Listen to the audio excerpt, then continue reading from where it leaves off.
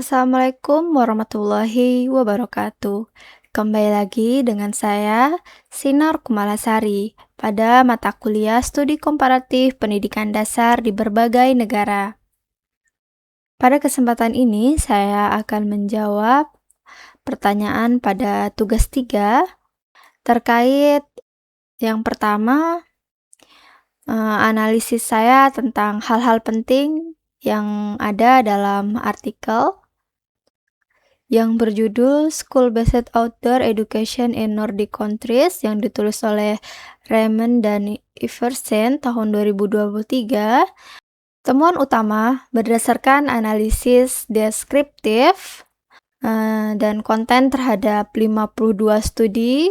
Artikel ini mengungkapkan bahwa penelitian tentang pendidikan luar ruangan di negara Nordik didominasi oleh studi kualitatif, yaitu 31 studi yang berfokus pada sekolah dasar atau primary school dan melibatkan subjek seperti sains atau subjek ganda.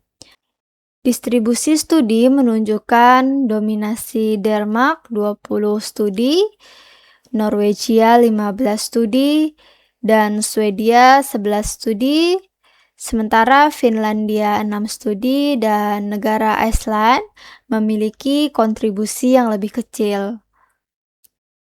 Temuan ini mencerminkan tradisi kuat Nordic outdoor culture di mana pendidikan luar ruangan diintegrasikan ke dalam kurikulum formal, terutama melalui friluftsliv di negara Norwegia dan Swedia serta Udeskol di Denmark.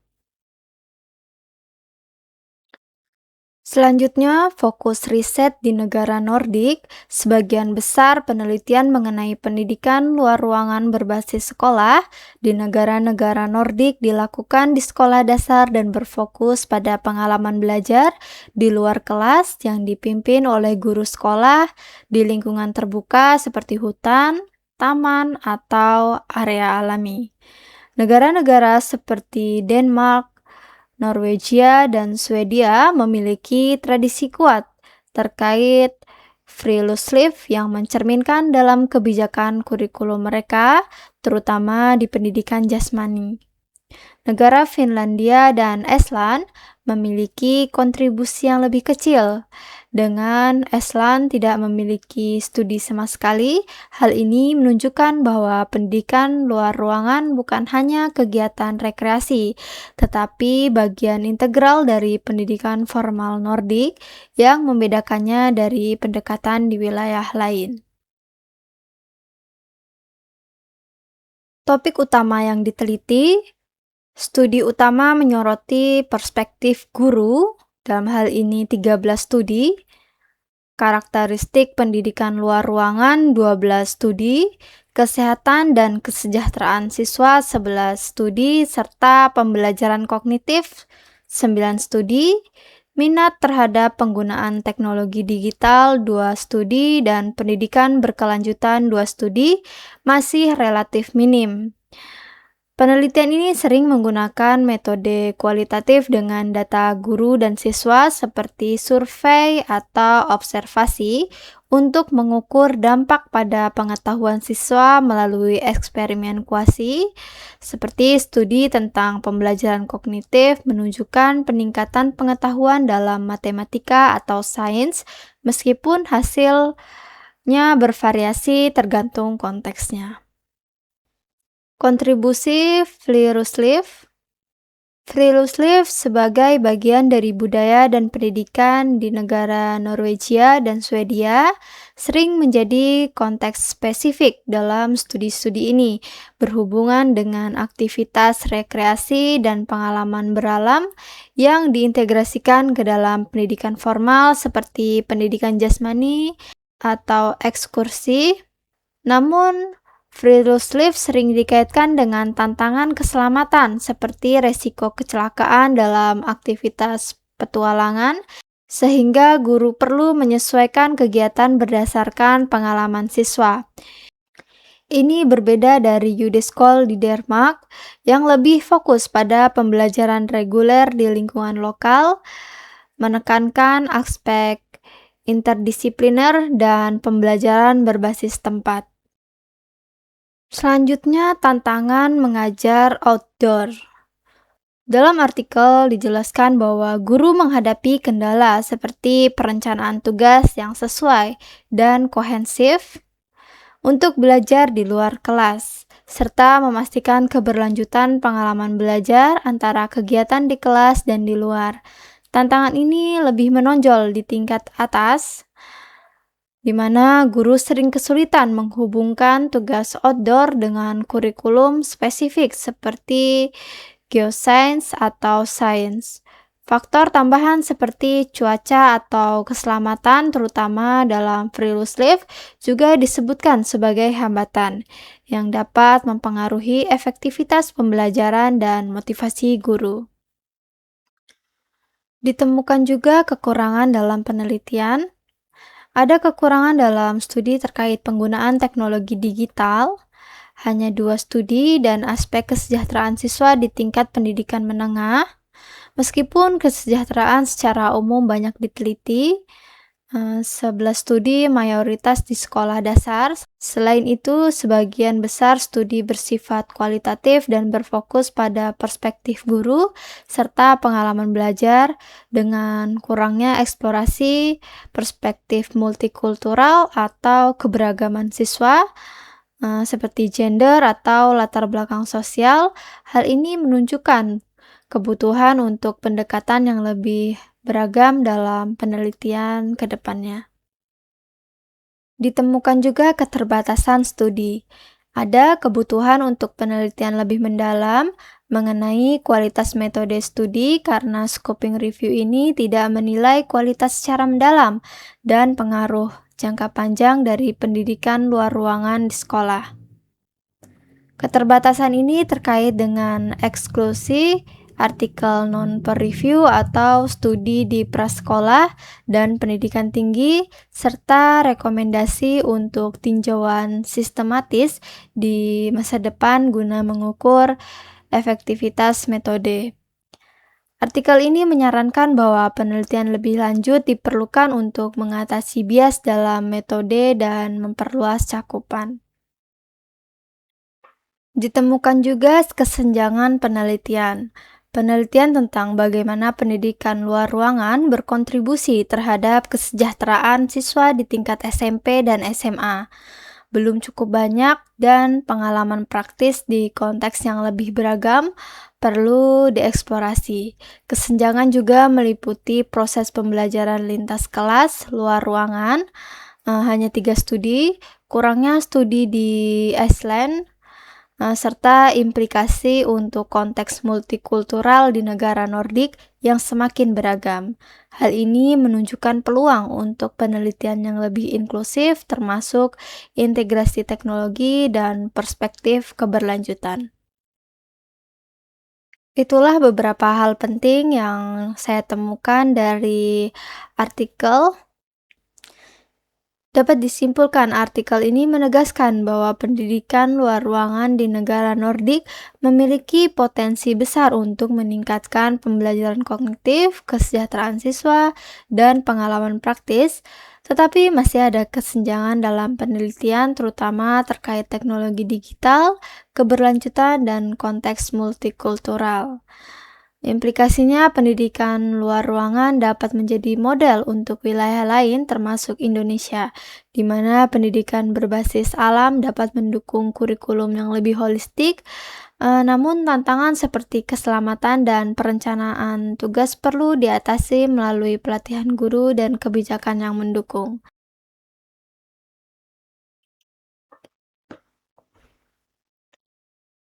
Selanjutnya menjawab pertanyaan kedua pada tugas 3 ini tentang implementasi di Indonesia secara umum.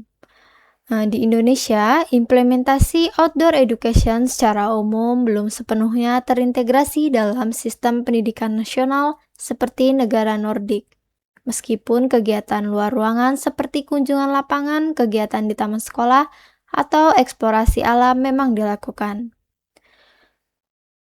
Kurikulum Merdeka atau Kurikulum 2013 mendorong pembelajaran berbasis pengalaman, tetapi belum ada kebijakan nasional yang secara eksplisif menegaskan outdoor education sebagai bagian standar dari proses pembelajaran resmi. Kegiatan tersebut cenderung dilakukan secara sporadis, terbatas pada kegiatan ekstrakurikuler, taman sekolah, atau program tertentu yang dilakukan oleh guru secara mandiri. Adapun tantangan di Indonesia meliputi aspek infrastruktur seperti kurangnya akses ke area alam aman, keamanan seperti resiko kecelakaan, dan pelatihan guru yang memadai dalam mengelola pendidikan di luar ruangan. Faktor budaya dan kurangnya panduan kurikuler nasional yang mengintegrasikan outdoor education sebagai bagian dari proses belajar mengajar juga menjadi hambatan utama.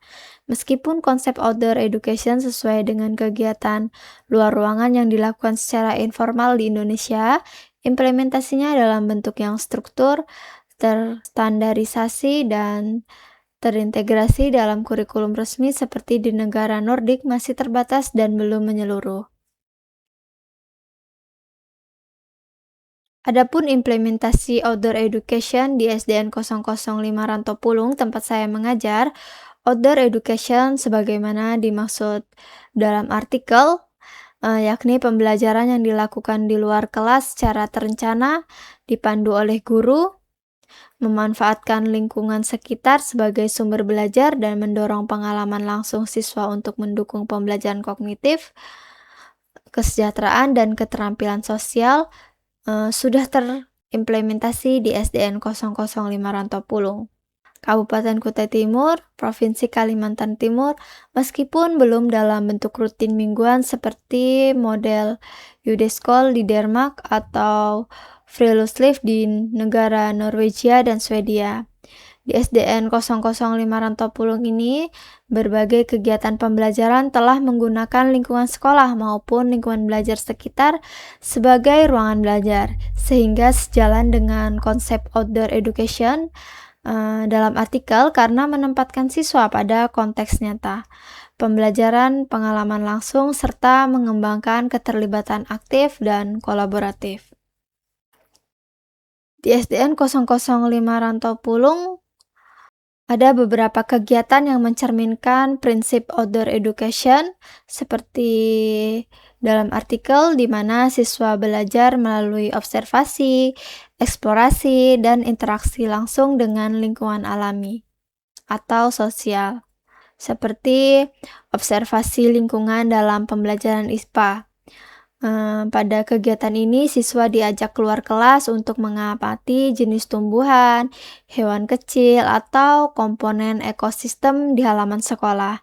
Mereka kemudian mencatat hasil pengamatan, membandingkan bentuk daun, atau mengidentifikasi bagian tanaman secara langsung. Kegiatan ini mirip dengan pembelajaran kognitif seperti dalam artikel, di mana siswa mengembangkan pengetahuan sains melalui pengalaman praktis, meningkatkan pemahaman konsep seperti ekosistem.